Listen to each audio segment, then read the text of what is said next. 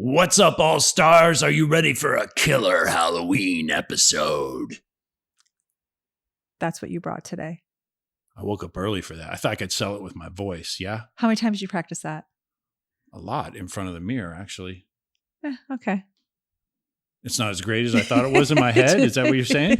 It's scary. It's really scary. That's what I was going for.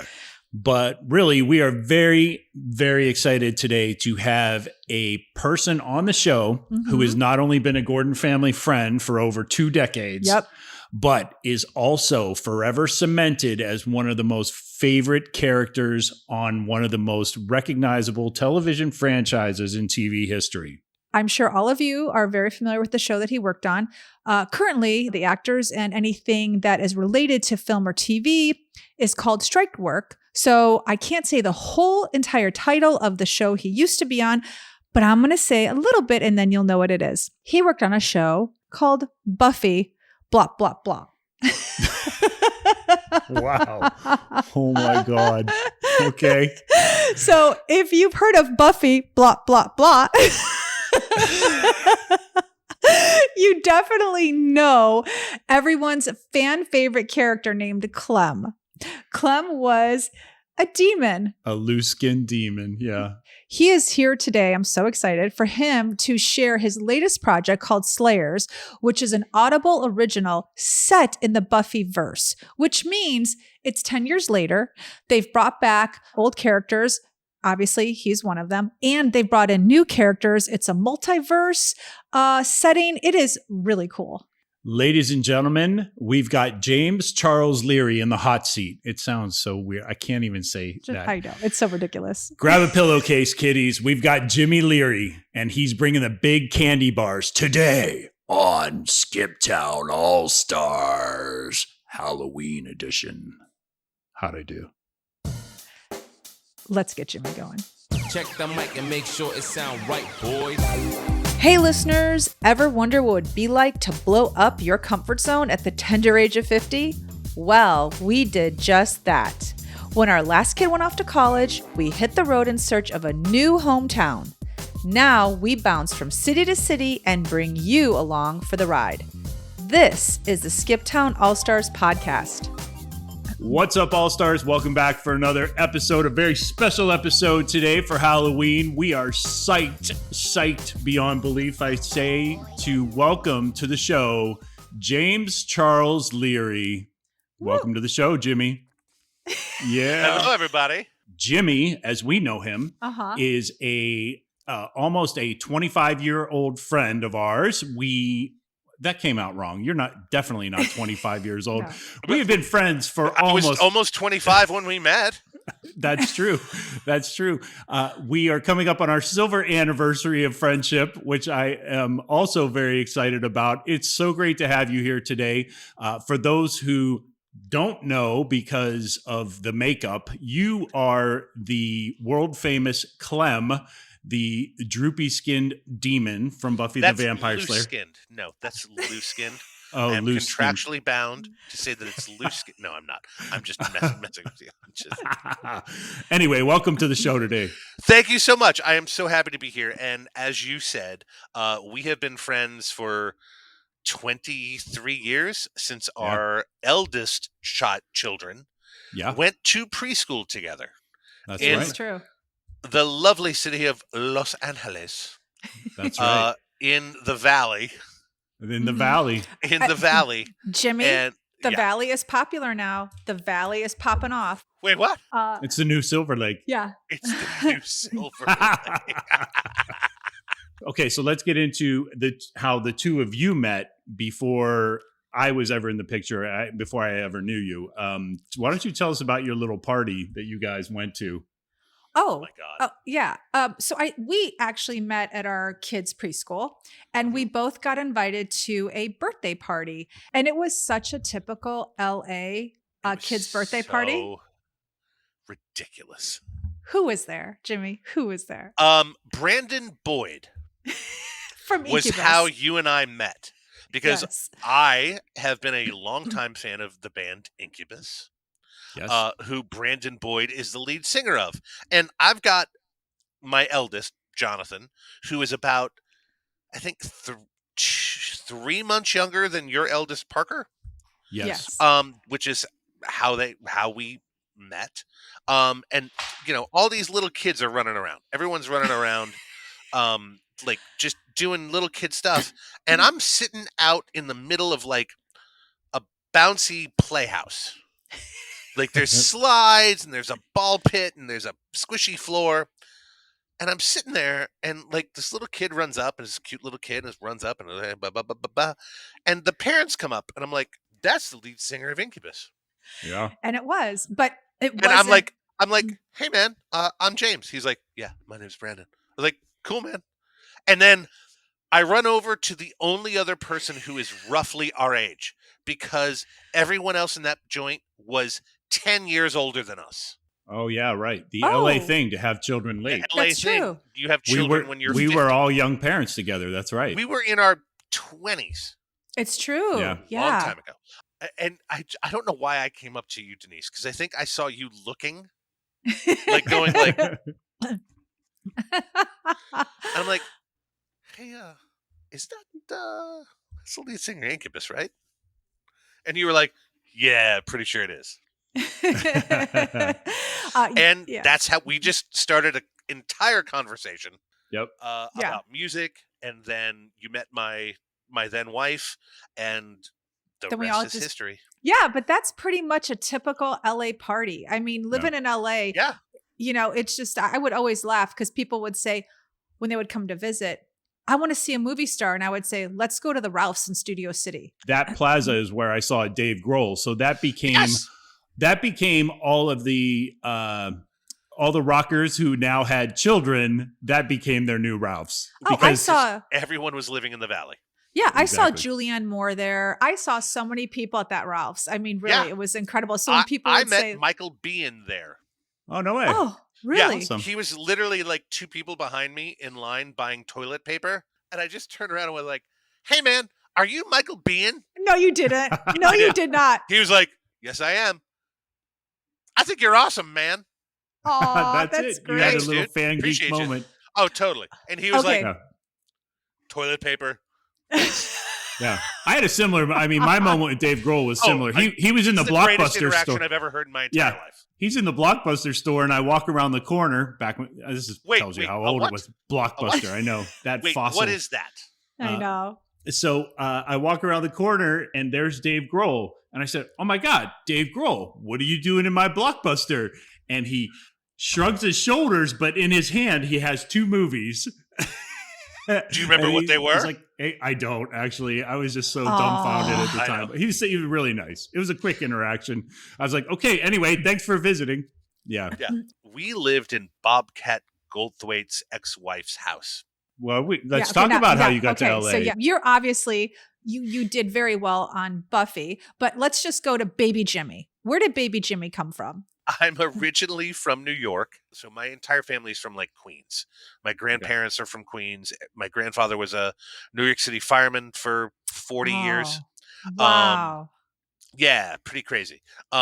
So my parents got divorced very young. We moved in with my grandparents.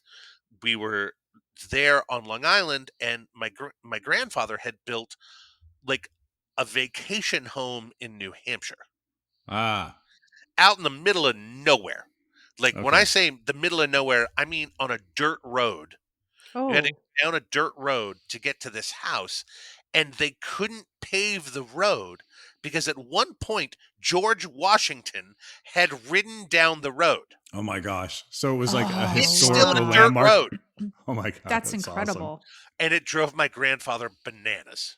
I'm 'Cause sure he it was a did. New York City boy. He was like, just pave the road. Yeah. So in like 2nd grade, we moved to New Hampshire. So I spent like 2.5 years in New Hampshire. And then in 5th grade, I moved to Texas. Yes. I moved to Dallas. Okay. Grew up in a northern suburb of Dallas. Went to school at Texas A&M. Was part of a improv troupe. So I always did, like, I started doing theater in 8th in grade. college? Oh, in 8th Oh, grade. No, nice. in Okay. 8th grade. Like Okay. I always, like as a little kid, I was like, I'm Luke Skywalker. I at one point took my aunt's leather belt because I was Indiana Jones. Nice. Were you whipping people? Yeah, Oh, he's whipping people with it. No, what happened is I whipped a tree and it wrapped around and I couldn't get it off. Oh, Oh. And I just went inside because I was in 1981. I was 8. Yeah. And I You had just other went things to inside and do. forgot about it. I had other things to do. I had Star Wars figures to play with. Right. And the next day, the belt was gone. Oh, that's funny. And my aunt was so mad because at the time she was like 22. It was her favorite belt. She held that grudge for 4 months. Yeah, no, she held it for a while. So anyway, I ended up in Texas doing theater. Started a improv troupe in college.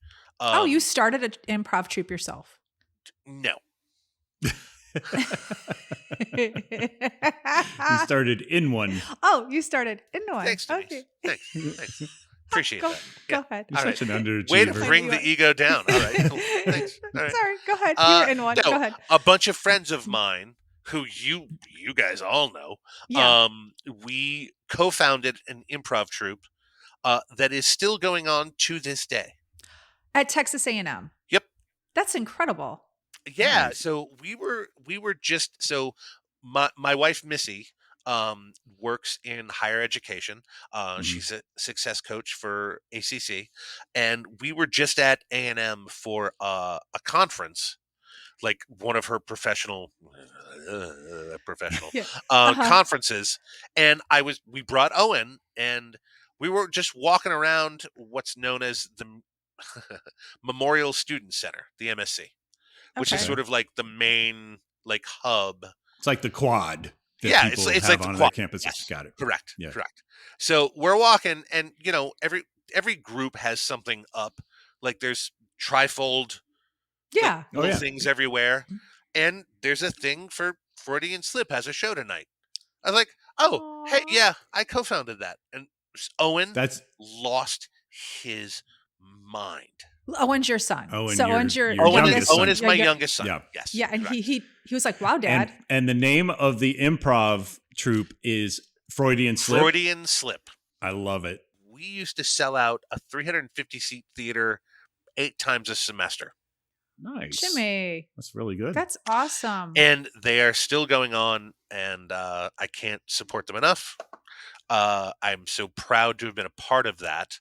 And that then is the reason I ended up in Chicago, Okay.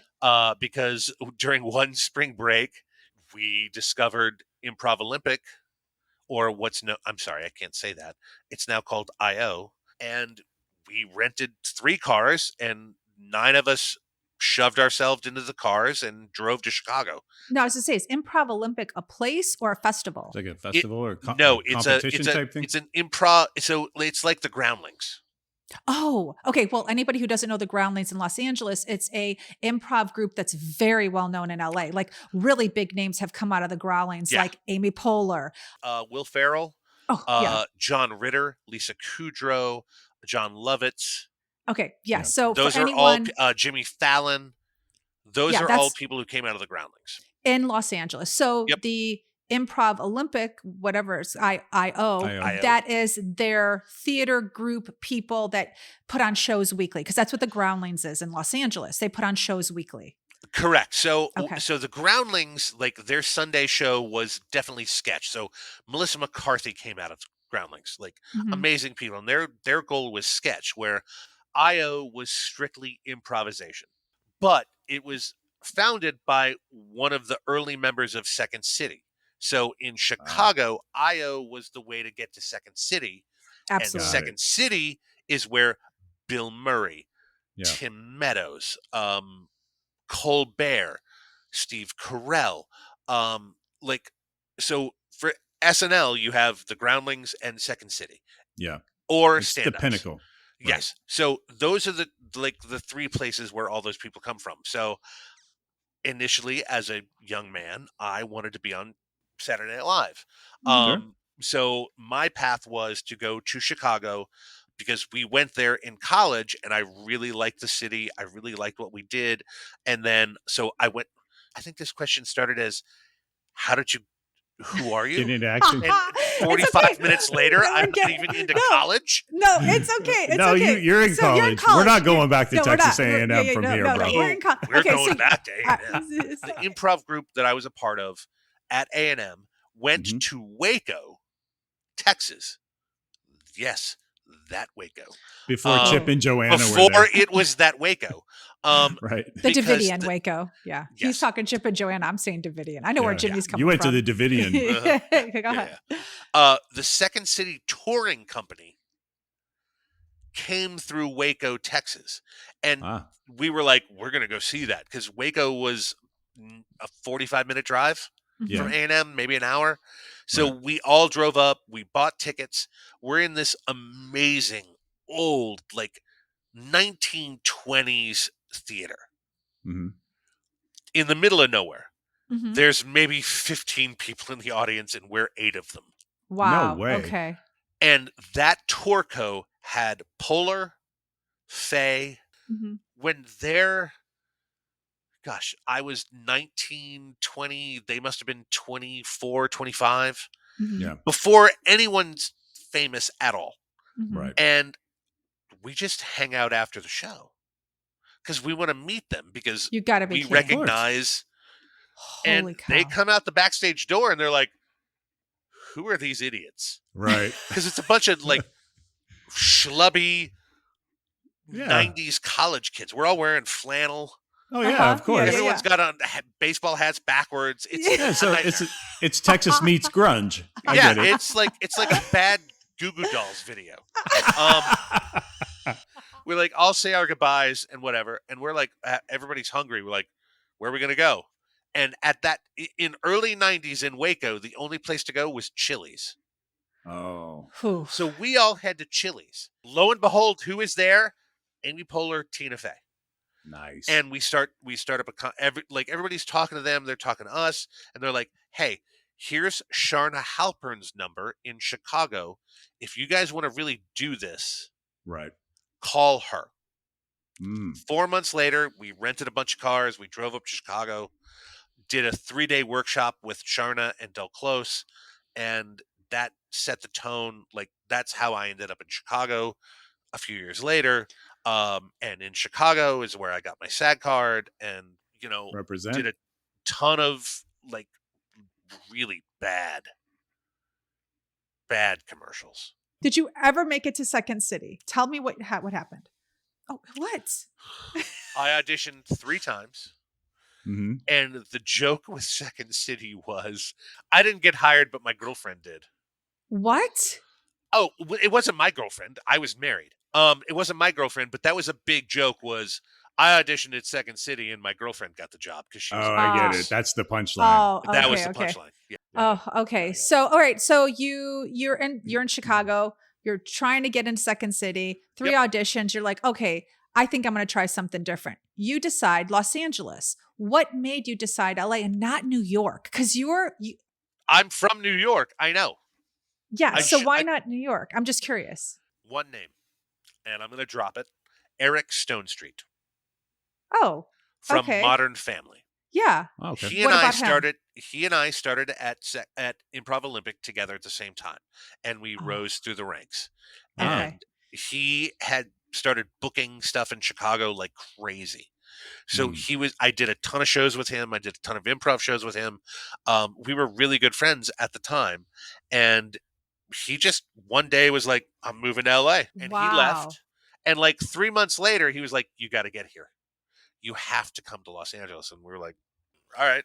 He wasn't Eric Stone Street Modern Family yet. He was just like No, auditioning. he was a dude doing commercials. Okay, so you get to LA, you're auditioning. Now, people think when you come to LA, boom, right away, you're a big time actor. Like they don't realize there are 10,000 people ahead of you Right. and you're all fighting for It's a frenzy, yeah. a little part in a commercial, like a broccoli commercial, a Band-Aid commercial. Like what was your big commercial hit for you? Because usually people have one. And how long Sure. did it take? I was actually very, very lucky. Eric Stone Street was Mhm. already a friend, and he had hit the town running. He had been there for a few months. He gave me a bunch of people to call. Sure. Who are these people? Like casting like- agents? What are they? Commercial agents. Okay. Yeah. So I called like 4 of them, and he was like, just tell all of them that the other people that they compete with want you. Because in LA, you could have a commercial agent and then Yep. what was known as a theatrical agent. So Oh, Right. the commercial people just got you commercials, and you could have an entirely separate agency that just got you TV and film work. And it got it. was Right. much easier to get a commercial agent. And he helped me, and I used his advice and was like, these people are interested in me, and totally lying. No one was interested in me. And this relatively large agency at the time signed me. So I think within 4 months, I booked a national commercial. Okay, Jimmy, that's only 4 months in LA. I don't think people realize how long do you normally have to be in LA to book a national commercial I was going to say, generally? do you feel Now, like I have no clue. But back then, what was it, a year and a Probably half? a year and a half. And when you say a national commercial, we're talking big names like Anheuser-Busch, or we're talking Staples. like, oh, Staples? yes, Nice. A company that no one under the age of 40 knows who we're talking about. Right. Wow. Okay, so that was your first big hit. That was my first big hit. And after that, I just started booking commercials. Like, that was my bread and butter. Also, at the time, commercials were not flooded with celebrities. Right. Oh, good point, Jimmy. Okay.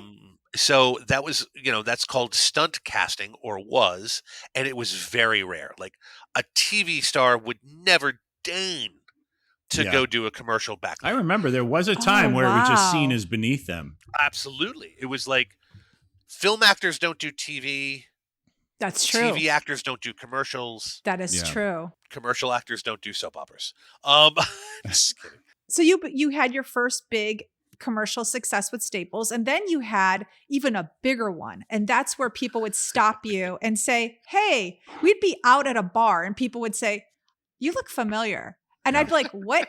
Yeah. What commercial was that? We know what commercial that is. One, it was a commercial that never ever aired. It was for a director's reel. Yep. So, James, you're familiar with this. A director back then would Yeah. get together with a production company, and they would shoot a bunch of what's known as spec spots. Yep. So, never contracted by the company. They would just pick a few products that they liked and say, hey, here's an idea I have for this. And the production company would put money into them in the hopes that eventually that director would get hired and the production Yep. company would come along with him. So it was a Nutri-Grain commercial. It was so funny. I feel great. Yep. And it was produced, written, conceived by someone named Justin Reardon. He won a Clio because he came up with a waza. Oh, got it. He was also a Chicago guy. But he had come up with that ad campaign, and he was looking to branch out into directing. What brand was that for? Nutri-Grain. Well, that was Budweiser. What's up What's with up with Budweiser? Budweiser, That's yeah. right. I was Yeah. like, I knew it was a Yeah. beer. I wanted to say Coors. Yeah. And we're talking 20 years ago. Mm-hmm. And so he just came up with this idea for this potential Nutri-Grain spot, and it is wacky. It is over the top, which is totally my wheelhouse. Okay, so can we find this go ahead. on YouTube? It's on YouTube, right? We can do like Yes, James you can Leary look up- Nutri-Grain. You can look up I Feel Great Nutri-Grain. It's been viewed like probably 20 million times. We will put the link in Yeah, our liner we will. notes. At the time, so when I say I was auditioning, back then I was auditioning 15 times a week, which Mhm. was incredible. And Mhm. 90% of the time, here's what I'd hear. Hey, that was really good. Could you bring it down? Just bring it. Just your eyes. They're really, could you stop? Be like, no, this is, Your eyes do get really big these are my when eyes. you're Like, excited. I've underplayed this entire audition. What do you mean, bring it down? My eyes are almost closed. Like I look like French Stewart. Like, I don't know what's happening. And that was the first time someone went, no, give me more. Oh, okay. Give me, like, what More you're doing. eyes. More eyes. More. Give me more. And that's one of the best things I've ever done. I love that spot. Yeah. It was so much fun. It was with a great comedian named Joe Bill and Precious Chung. Tommy Okay. Chong's Oh, stepdaughter. yes. Yes. Okay. Okay. She's the one who I go up to and go, "You want to have babies?" And she's like, "Yeah, 1,000,000 of them. Babies everywhere." So that happened, and right at that same time is also when I got on the cult TV show. Now, for everyone listening, the actor strike is still happening. So we have to be Correct. very careful about how we say it because we can't talk about strike work. So you worked on a show, and I can say this, Buffy. I cannot say anything more about it. Correct. We're going to say it right now. It's Buffy the Vampire Slayer. Like, Right at that same time is when I got on Buffy. Okay, we need to hear about this because this is very hard. And again, for listeners who don't know anything about acting or Los Angeles, to get on a hit show is so difficult, and to have a reoccurring role, oh my gosh, like it is unbelievable. When I got to Los Angeles, it was one of the five shows I wanted to work on. It was like number 2, and it's the only one I got to work on. And I got it because I did a workshop with someone who was the associate casting director for the show. And so she had seen me do a workshop where I actually played Spike. I did my British accent, and she called me right, like I didn't have to do a like I went right to producers. Wow. And having known the show, when I read the first script, I was like, I know how I'm doing this. Because I knew the show, I was a fan of the show, and I was like, wow, demons aren't demons. Demons are people. And I just went, I'm just going to be me. Oh, that's fantastic. So that was how you approached it. That's how I approached it. And I went, I'm going to try to hit, it was 5 lines. The initial character didn't even have a name. It was just called the Loose-Skinned Demon.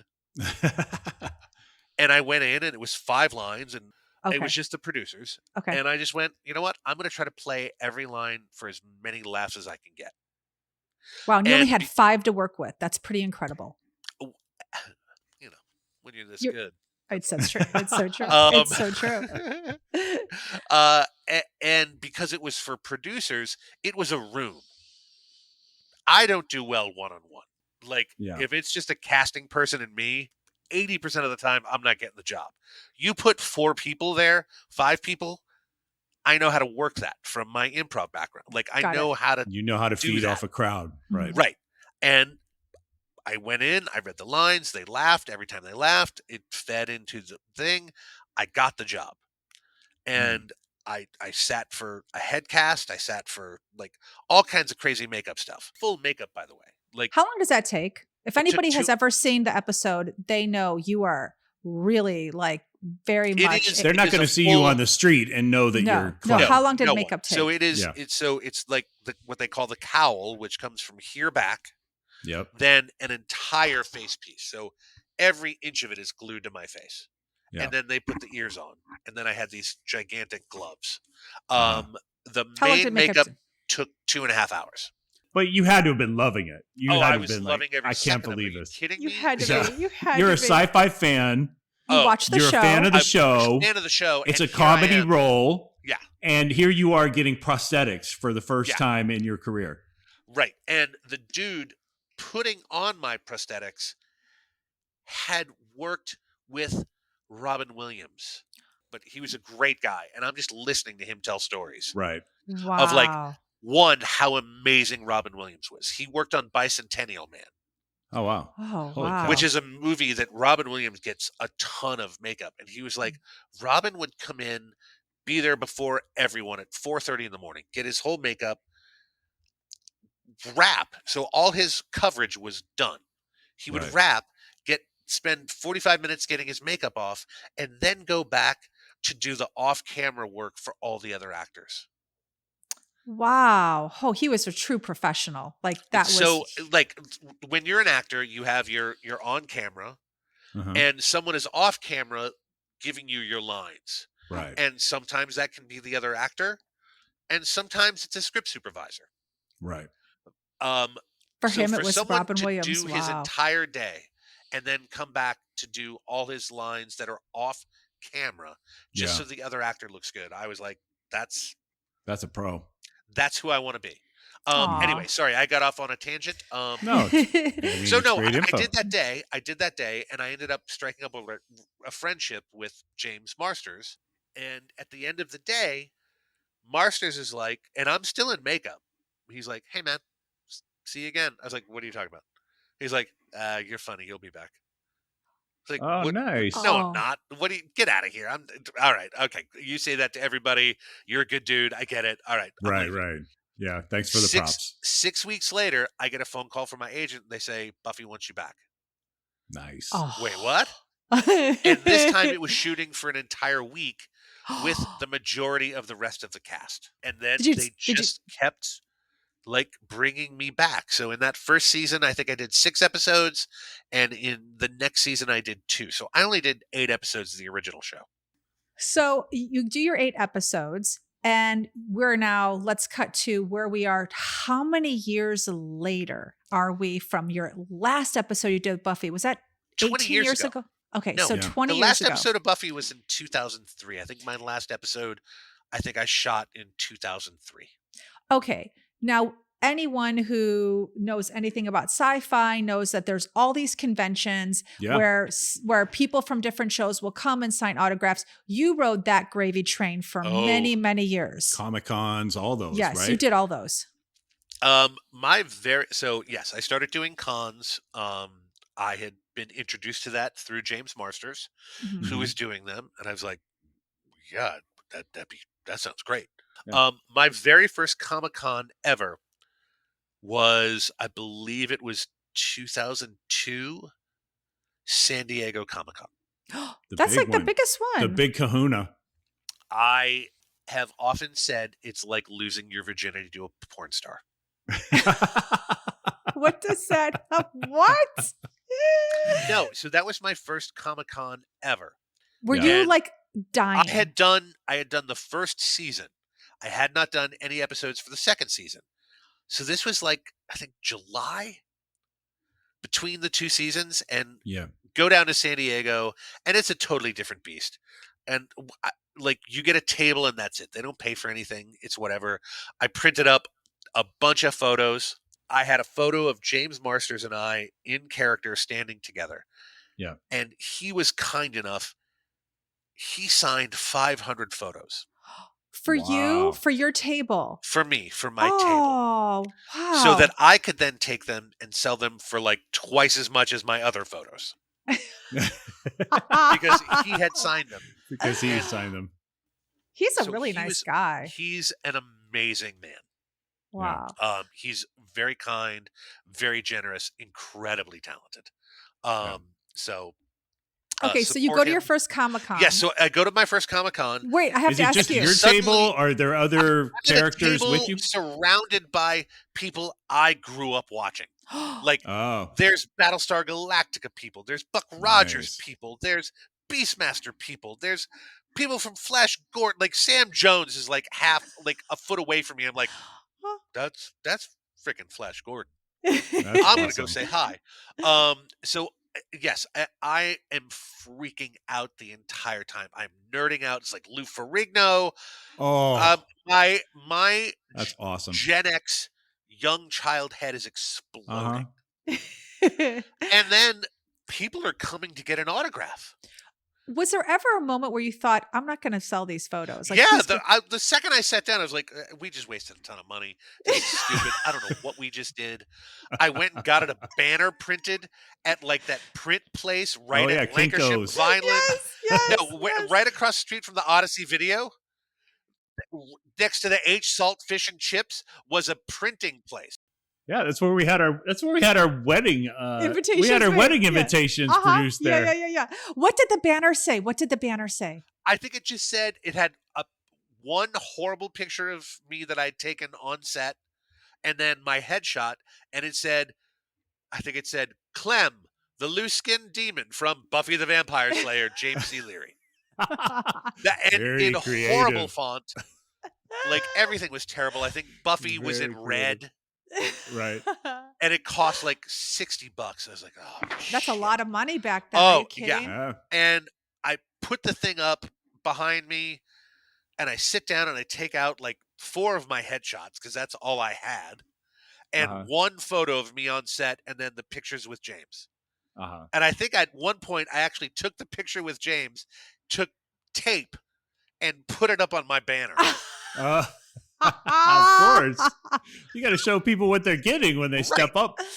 And then I think I was there for maybe, I don't know, 20 minutes. And people started to come up. That's and awesome. The first time someone was like, yeah, I'll take your picture, I was like, wait, what? Wait a second. You know who I am, right? You're going to give me money. Wait, are you sure? Like, Mark Singer's right there. Beastmaster, right there.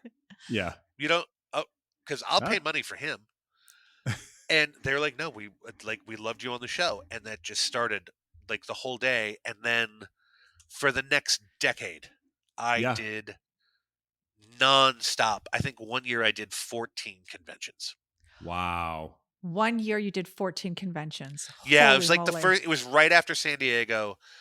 It was right when the show was really, really hot and it was just ending. And I was working with the same person who repped James Marsters, and they sold us as a pair. Ooh. So I did 14 conventions in 12 months. Wow. That's amazing. So how is that? Like, so they just, it has, the producers of the show have nothing to do with you showing up there. No, they didn't used to. I think now they do. I think they do now too, especially now because they want absolutely. you on panels. I was just at a con. Yeah. I was just in New York City, and Ewan McGregor was there. Right. You wouldn't have caught Ewan McGregor dead at a convention in 2002. He was a serious actor at one point, he but now he's sold out. He still is. Now all the agencies are involved. Back then, it was like you had your TV agent, and they were like, "Oh, you're going to do cons?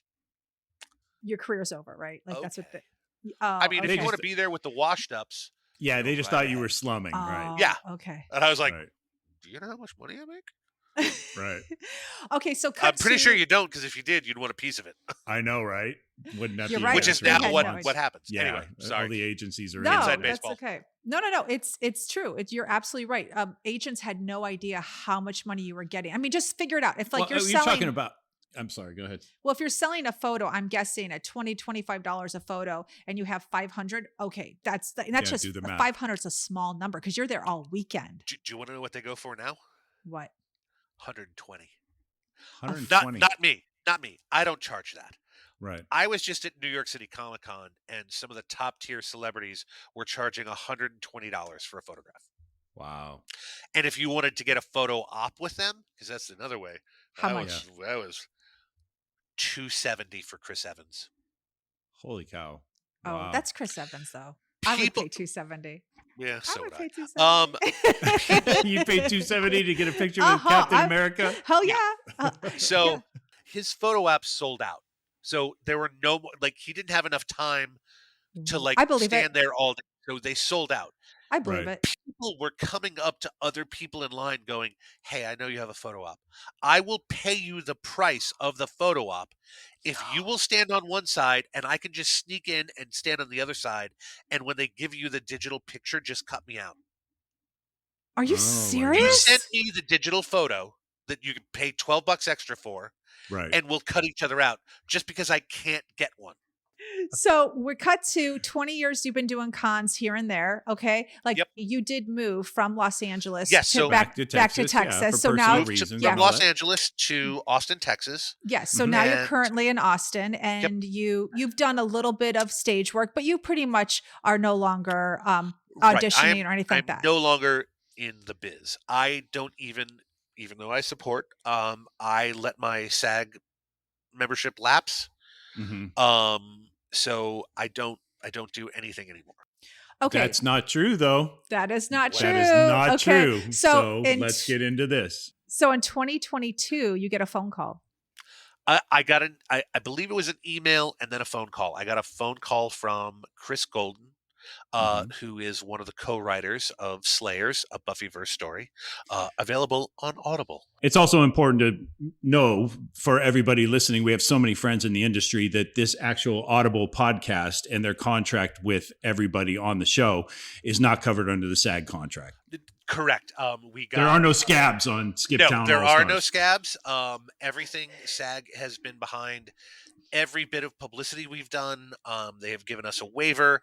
It was also not considered struck work because Audible is not one of the companies that is being struck. So we are all safe there. Chris never did anything for the show, but Chris was one of the first writers, because Chris is a writer, Okay. who did some of the first serialized novels Oh, like a based book on the writer. show. He's a book writer. Yes, so Got it. he is a full-fledged book writer. He knows Stephen King Wow. Whoa. like well. Oh, nice. Yeah.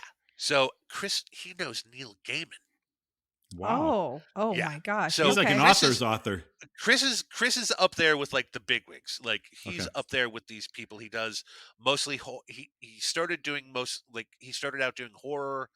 That's how he kind of got into the Buffy world. But at the time, I think 20th Century Fox approached him to do a spin-off novel, and he threw himself into it. He did what they used to call Watcher's Guides. Oh yeah. Okay. So he did, I think, Familiar. like 4 of those, and specifically, he did like the 20th anniversary Watcher's Guide specifically. And Watcher's Guides, just explain real quick. Watcher's Uh, Guides are basically, they help you with the lore of the show. They help you with characters or maybe relationships that had happened way back in the past. For Buffy. Right. Maybe We're talking things just that for had Buffy. never been Yes, shown but before. for other shows, they do it too. Supernatural Oh. has one, a bunch Game of of other Thrones, shows. all that. Okay. Yeah. Okay. It's kind of like a cheat book for video games when they had those. Wait, is it a prequel or is it just a cheat sheet? Well, no, No. Chris did different things. So when he started, he did spin-off novels. So he would, they would pitch him an idea, and he'd be like, "Great, all right," and then he Oh, would write a okay. spin-off Like novel. Star Wars does a bunch of that now. Right. And then the Watcher's Guides were like very specific. Here's the show in a nutshell. Oh, Right. okay. So it's like Cliff Notes, like So it that. helped you if Okay, they yeah, have yeah. multiple characters, Got it. multiple story arcs. Got It it. helps you track Right. everybody. He would and- interview and- actors. He would talk to the Oh. writers. He would talk to producers. So Chris has been very much involved in this world for a very long time. Mhm. And through doing conventions and stuff, he met Amber Benson, and she played Tara on the show. Yes. Fan favorite character, Willow's girlfriend, one of the first openly gay characters on network television. Okay. Really groundbreaking stuff. And she is also a writer. She's a director, she's a producer, but she is also a writer. And they had actually worked on something together like 20 years ago. So when this Chris, I believe, was pitching Audible ideas, and they were talking to him and said, "Hey, we have a bunch of these projects. Which one would you be interested in?" He was like, "Buffy." He was like, "Yeah, I'll take that one." Yeah. And then he went to Amber and trying to, without getting too into the weeds, reclaim the show. Got it. Okay. Just to give it back to the fans, because the show came under some fire over the last few years, and some of the actresses mostly came out and said that they worked under some abusive circumstances. Mhm. Yes. We all know that, like people who are Right. even remotely in entertainment or follow entertainment, Right. and that is like widely publicized. Right. And so given this opportunity, they both said, well, we like the fan base for this show, I would liken it to Star Wars, to Star Trek, one of those few shows that has managed to keep a fan base over several generations at this point. Yeah. Which is crazy to me. Like I'll sometimes meet 13, 14-year-old girls or boys or anyone or however, who come up and is like, "Hey, I love this show." I'm like, "How do you love the show? You I weren't even know. born yet." I know. And they're like, "No, it was my mom's favorite show, and then when I Uh-huh. turned 13, she started showing it to me, and then I showed it to all my friends, and now we've rewatched it 9 times." Yeah. Yeah. So it's a show that keeps continuing to come down generations and still means something to people.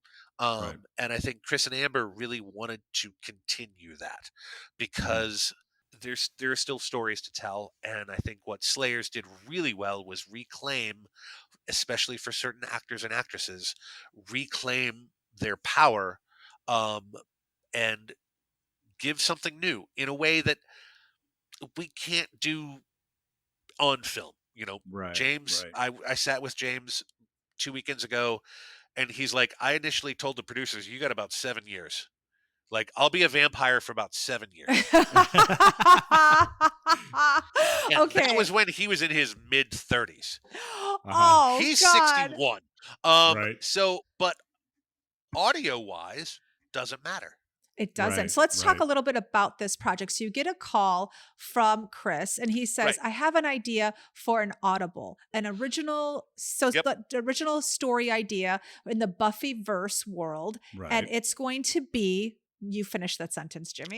It's gonna be about some new Slayers. Like, we're gonna continue the story 10 years after the original show ended, but Right. we're gonna do a multiverse Oh. so that we can play with characters who are dead, who don't exist anymore. We can really just, it's a jumping off point for us. And Got I it. was like, great, that sounds awesome. I'll be in one or two. And he's like, okay. And like, Well, I mean, 8 not to tip yeah. it off too much.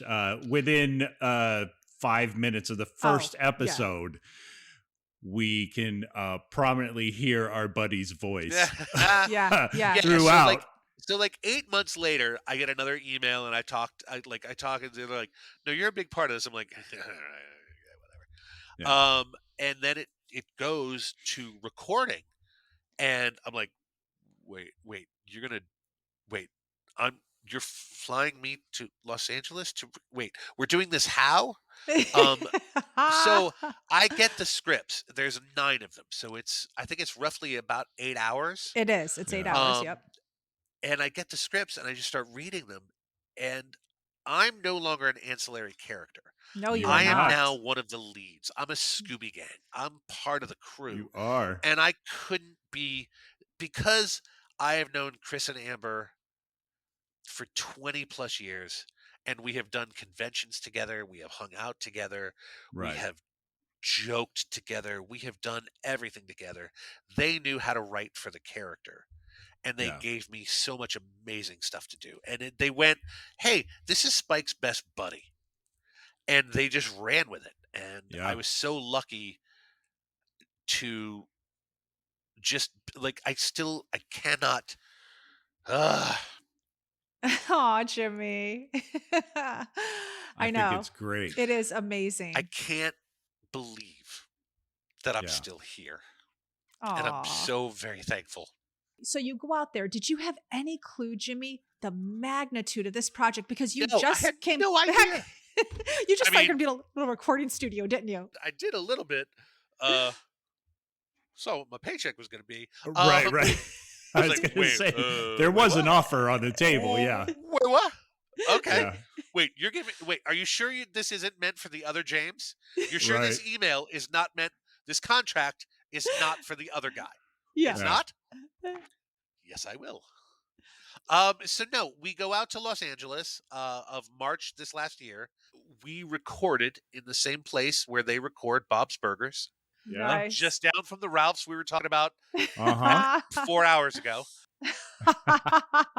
We show up, and the way they've set it up is that we are not. So normally when you do voiceover, say for something like this or a video game, you're in a booth, you're in a little kind of like this, you're in a teeny tiny thing, and it's just you. You're just reading with, say, the casting director or the director or whoever. It's just you reading lines, which Yep. is great. It's how it normally works. For this, they got everyone together at one time. Yeah, if you listen to the Audible, it feels, Jimmy, like I wanted to ask you, were you all in a room together? Yes. Because as the listener, you feel like you are in the room with everybody. So this totally makes sense. Well, that's also due to a very proprietary technology that literally puts you in the middle. If you listen on surround sound or you have headphones that have surround Yep. sound, Yeah. Yep. the action happens around you, and that's proprietary technology for very Oh. specifically this Audible series. Yeah, and it's pretty badass, I must say, because when I first started listening to it, I was in the garage, and it was just sort of like a wall mount speaker that's attached to, that I could Bluetooth speaker. When I listened to the second episode in my headphones, dramatically different experience. Yeah, no, it's pretty crazy. So the people at Wayland Productions, Casey Wayland is the third co-director. So Mhm. Amber, Chris, and Casey directed the whole thing. And so you're all in a room together. Yeah, we're all in this giant studio. Everyone's got their little music stand, like Yep. all like in high school with their Yeah. script Yeah. and a microphone, and you got headphones, and everyone's isolated. Although we're not, like everyone has their own mic and own headphones, but we're all just in a circle. Oh, you guys were all in there like we are the world. Yes, totally. And so we're all able to play off each other. And you're And moving your arms and you're doing all this. everyone's Yeah. doing, especially when you have to do a fight scene, you're like, Yeah. ah, which is so much fun because you can just go nuts. Like everyone's egos are just erased because you're not on camera, Oh, Right. and yeah. you understand that what you have to give is all through your voice, and the Right. more you can put into that, the better it's going to be. And people just went crazy. Yeah. And I got to work with people I never worked with. Mm-hmm. So I got to work with the incomparable Anthony Stewart Head, and they piped him in from England. Wow. Okay. Wow. So but give us a list real quick. Like rattle off the list of people who are included in the project. Charisma Carpenter, who played Cordelia. Okay. She still plays Cordelia, but now in an alternate universe, she is the Slayer. Okay. Anthony Stewart Head, who played Giles, James Marsters, who is Spike, Emma Caulfield Ford, who was Anya or Anyanka. She played a Mhm. person and a demon. We also have, who else? Danny Strong, myself, and then the newcomer is Leia DeLeon, I'm going to say it wrong, Leia DeLeon Hayes, Mhm. and she's the new addition. She's 20 She's years the old. rookie Slayer. She's the right? rookie Slayer. She's the brand new rookie Slayer. Yeah. And she is friggin' awesome. Yeah. Wow. Good. So For again, such a young girl to be a young she's actor. 20. She is on the TV show The Equalizer. Okay. She Mhm. plays All right. Queen Latifah's daughter. All right. She is also a BAFTA award-winning voiceover actor for the latest God of War video game. Holy cow. So Wow. the week we're in LA, we're like, who's this new kid going to be? All right. James and I are in the studio the first day. We're like, All you old right. crusty bastards in there. Look at us, gray hair, like whatever. In walks this 20-year-old kid. And we're like, all right, whatever. Her first line. She delivers her first line, and I watched him. Like we're right next to each other, and both of us go, huh? Oh crap! Okay, The kid's got it. We got to up our game where's here. my highlighter? All right, because she just killed it so hard, and she Agreed. brought everyone else's. It's a game great up. performance. She is fantastic. She's also a delight of a human being. That's great. Aw, that is that's so nice to hear. So you had a very good week with, it was like a reunion. It was a reunion. total reunion. And again, some people that I've known over the years, but never worked with, and getting to work with some of these people was it was so much fun. It was like every day wasn't work. It was, I'm going to go have fun today. Right. Yes. So, okay, you tell us the name of the show, Sure. where you can find it, all of that. So Sure. tell us the name of this. It is called show. Slayers, a Buffyverse story, and it is available on Audible, exclusively on Audible, audible.com. And for those of you who aren't aware, it is a podcast. It's so It's a podcast. It is an immersive experiential story, a way of telling the story through an audio vehicle. Medium. Yes, Medium, audio. yeah. Thank you. Medium. Yes. Yeah. So it is strictly audio, but it's not just someone reading in a book. It is. Oh, no. It is Yeah. not that. No, it's not Yeah. an audiobook, because an audiobook is a narrator reading a book. No, this is an interactive experience. So when you're listening to it, you feel like you're sitting in the middle of the action. Yeah. So if Right. you're driving in your car, you literally don't want the story to stop. You don't want to get to your destination because you're like, wait, they're in a bar fight right now. I got to hear this out. And there's 9 episodes, I think, for like 8 hours. You know, we're still beating Stephen King, I think.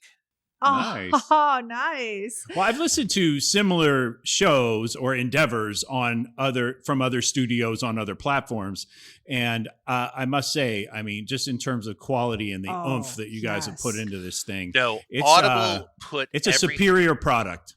yeah, It is a superior Audible product. really, like, I can't stress enough how amazing Audible was bringing us into New York City. Like, Audible has put everything into this. And Yeah, when I say everything, I mean everything. And Wayland Productions really killed it with the production. yeah, Oh, The it's a sound effects, beautiful. also all the other actors, like not just the main characters, but yeah. everyone. And a little bit of information: the monkey, Yeah. the little monkey character, Hmm. that's one of the co-directors. Oh no way, That's really? Casey. He did the Oh, Oh, monkey. okay, that's Yeah. fantastic. okay. Okay. I have to tell you, listening to it, I did want to say everyone's voice is beautiful and so distinct on each word. Even like when the Slayers are talking and you could feel the venom in their voice. I mean, just being you're in it. You're Oh, in it Juliet as a Landau. listener. I forgot to mention Juliet Landau before. I can't believe I forgot her. She's friggin' Meryl Streep. Yeah, Like, she is so unbelievably good in this. It's like every word she utters, it's like, Yes. yeah. oh my God. Perfection. I was Yeah. listening and I was saying, okay, real quick, did you guys have to take any takes? Was there like where you would stop and say, "Oh, Yeah. I need to redo that"? Okay. Absolutely, of course, yeah. Yeah, it's just like anything else you do. Like, sometimes you flub a line, or sometimes they want a different. Like, the directors would be like, "That was great. Give me one like this, or give me one like that, or do this." Oh, Right. okay. But So Okay. also you're still being actors, directed. correct? Yes. So Yeah. Chris, Amber, and KC directed the whole thing. So they would be like, "That was great," or give us a slight like hit, like just a little tweak here there. But also as actors, we all had the freedom to be like, "You know what? I didn't like that. Can I do one more?" Oh, okay. And they Okay. were like, Great. Studios "Terabyte paid for. Let's do it. terabytes don't cost money." That's Um, right. They it's really no, it's not don't. like film anymore. It's like, yeah, do Ah, whatever you want. especially We don't audio, care. it just doesn't Yeah. take up nearly as much space as video. So, Yes. but okay, so this endeavor was, I mean, obviously you hadn't worked in this medium before. One thing that we left out in your career path when you said you moved back to Texas was you've also done an incredible amount of writing for video games. You've Sure. also done so. Just to sort of round out your story in a nutshell, tell me how it's been to jump from acting to this to that over the years. I don't know if I have undiagnosed ADHD. I'm not sure. Um, Uh-huh. I've never been one to sit still, and I Right. always want what's next. So while in Los Angeles, I was a writer the entire time as well. I Sure. worked with 2 amazing writing partners. We got super close to selling like 3 different scripts. Back when comedies still sold to anyone other than Right. Netflix. Right. Mhm. Um, so I had been writing the entire time, and I started writing in high school. Like I said, Stephen King's my favorite writer, even though I Yeah. hate horror movies. Oh yeah, Yeah. we're going to talk about Hate them. We this. are going to Okay. talk about Yeah. Hate this. them. Stephen King, my favorite writer. So So I'd always sci-fi, yes. Horror, no. horror. No, don't do Okay. horror Okay. movies. Okay. Um, uh, so I came to back to Texas, and at the time, Austin was a big hub for video games, and Hmm. I loved video games. Sure. I was playing Grand Theft Auto Vice City, you know, Right. back before half these kids were even an idea. So yeah, I loved video games, and I especially loved that video games at that time when I was playing them were Hmm. like playable movies, Yeah. and I was like, "This is kind of great. This is awesome." And I thought, well, that's maybe someplace my skill set could fit. And I had a friend who worked at a company here, and I got a paid internship and just started working from the ground up. And Uh-huh. I moved into the creative department, and then what's now known as a narrative designer, Yeah. fancy video game word for writer. um Uh-huh. It is. Ended up working on some really cool games, like the big one that's coming out now, I think it's November 16th, is Assassin's Creed Nexus VR. And Ooh, I was part of the writing team for that. So, that's incredible. Great franchise, obviously. dude, that was Assassin's awesome.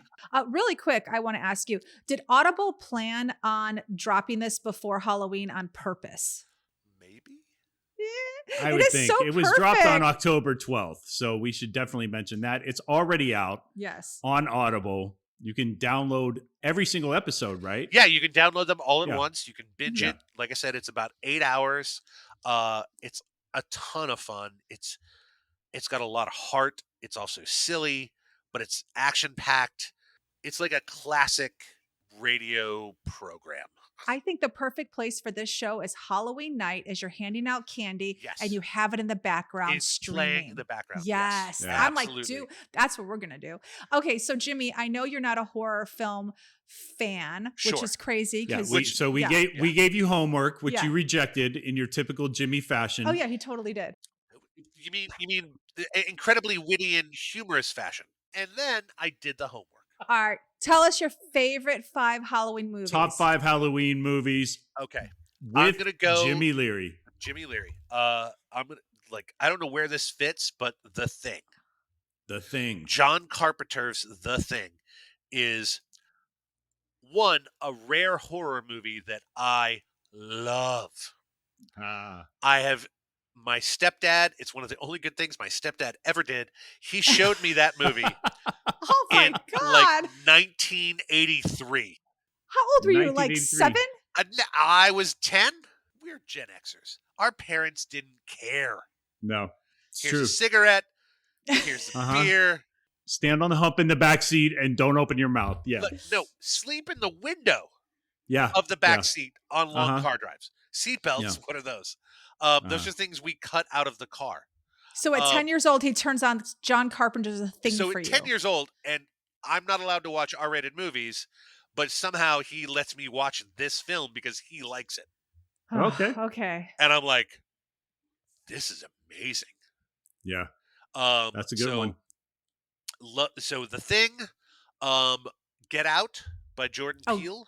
That's a good one. Get is- Out. I have not seen Get Oh, Out, that's- believe it or it's not. so It's- good. I know. It- You've You live seen under it. a So rock. here's the thing with me. I don't like schlock, although The Thing is total schlock. But I'm not a Saw fan. I don't like Hostel. I don't like Friday the 13th. I Hostel don't like was one of Freddy my Krueger favorite. movies. I don't Right. like any of the stabby. What gets me is like psychological stuff. So Right. Get Out, Army of Darkness. I've which never seen that. What is it? is groovy. Is So are you familiar with Evil Dead? Yeah, it's a Yes, spin-off of one of the yes. Evil Dead. It's the third installment of the Evil Dead films. It's Oh, Bruce okay. Campbell, Sam Raimi before he's Sam Raimi. Oh, okay. Because I was gonna say, like, you must like Sam Raimi because like Drag Me to Hell is one of Love the. Sam Raimi. So Drag Me to Hell, I think, is the best horror film. Yes. So Army of Darkness is Bruce Campbell epitomizing what it is to be Bruce Campbell. Okay. Right. And that movie is an action horror comedy. Yeah. And I'll do that all day long. It's kind of Okay. like what's that movie Woody Harrelson was in? Zombieland or Zombieland. something like Yes. Zombieland. I love it's Zombieland. It's similar. Yep. It's same tone. Same All tone. right. So what's number? Then we have what's number 2, Jaws. of course. Jaws. That's not really horror. It's but go totally ahead. horror because it it's could not. actually totally happen. horror. But that's what makes Jaws so amazing is Right. because the stupid shark didn't work, you never see the dumb shark. No, Right. it's true. All right. And then what was number 1? They hide the shark from you the entire time. They did. Number 1 is The Exorcist. That is Oh, the yeah. Oh, yeah. scariest movie I've ever seen. I didn't see it until I was a freshman in college. I watched it with my 2 best friends in a dorm room. So a 12 by 14 foot dorm room. We watched it on VHS and Uh-huh. we were on a couch that was maybe this big. And were you all like, ha, ha, ha? Oh, we were at the beginning, we were like, ha, ha, ha, ha. 20 minutes in, we're like, Yeah. I had a similar experience with a bunch of buddies. We were watching Pet Cemetery, and when the little kid comes out on Pet Cemetery, it's Oh, like, oh no, hell no. no. Turn it off. No, okay. The movie that seriously, I've been with him for 25 years. Yeah. I've never seen him He got up and he said, "What just happened? What am I watching?" The Conjuring. The Conjuring. I let out a little pee. No, Why? I'm not going to watch that. Oh, it's Jimmy. It's The Exorcist on steroids, bro. No. It is so nuts. Jimmy, it's so scary. He literally got up off the I was couch. like, I gotta go change goes, my shorts. "What just happened right now?" I was like, and the kids were like, their eyes were as big as saucers, but they loved it. Oh my god! The kids. Here's the We're thing. terrible So, parents. I know. We The literally, kids. the kids Oh, watched The please. Conjuring. I know. We took Jonathan to go see King Kong when he was like 7. Yeah. King Kong literally rips something's head off. Yeah. Yeah, So, it whatever. wasn't like the 70s King Kong. Like Peter No. Jackson's King Kong is pretty Real violent. brutal. And Yeah. again, my mother used to take me to the mall. Yeah. I was 8, 9, and she wanted to go shopping. She would go to like Marshall's and Filene's Yeah. Basement and TJ Maxx and all the other places in the mall. Yeah, And she wanted to shop unencumbered. And she'd be like, "Here's $5." go see Porky's. I was like, You said Porky's. Go see Porky's. Porky's. I You went and said saw Porky's. Beastmaster. Oh my God, Jimmy, at And that's 5. Before I was Beastmaster, I think I was 9 Oh, Yeah. by myself. I know that's terrible parenting. With I'm talking to Diane. I know with Junior Mints, popcorn, and a Coke. Hey, That movie was PG and has boobies. oh. I would just look at whatever was playing and be like, "That's probably going to have boobies. That's what I would like to see. Thank you, sir." Oh. And if it was rated R, she would buy the ticket, hand it to me, and then leave. Okay, well, we appreciate you submitting your homework after all, after a little bit of kicking and screaming. Shut up. It's been an amazing episode. We are so happy you joined us today. I think it's a huge treat for all the people that listen to the show. Oh, this is going to be the best episode. This is such a good episode, and it's a bonus Halloween. We have Halloween with Clem. We have Halloween with Clem. Oh my Who else can God, say you that? guys are both so good at this. Good Lord. No, I just want to say, you both have been two of my favorite people since we first met 20 some odd years ago. Thank you so much for having me on your show. This has been a delight just because I love you guys and I love hanging out with you. And this has been so much fun. So thank you. The next one we do in person. Oh, for sure. Yes. Oh, you And better. Can we? Okay, I want to buy the Clem costume. I wonder, is there a Clem costume? 1, I think the makeup company is out of business. 2, it was $1,800 worth of Oh. material. Wow. Oh, Okay, so I Lord. guess in person will just be us. Yeah, Yeah. it'll just You won't put a be in bunch of costume. just put a bunch of stuff on your face. You'll be fine. Yeah, or just buy like a Patrick from SpongeBob costume and then melt it. mod it out. Yeah, Yeah. melt Okay. it. I want him in costume, not me. I wanted to buy a costume for him when we get Denise, together. that Oh. costs money. I know. Okay, fine. All right, whatever. It'll just be the 3 of us. It'll be the 3 of us. It'll be the Okay. 3 of us. Jimmy, thank you again. Oh my God. Thank you guys so much. Again, I love you both. The podcast is incredible. Thank you for having me on. We love you too. Congrats on your continued success. We appreciate every minute we spent with you today. Take them out. Empty nest, full tank. See you guys. Thanks, Jimmy. Check the mic and make sure it sound right, boys.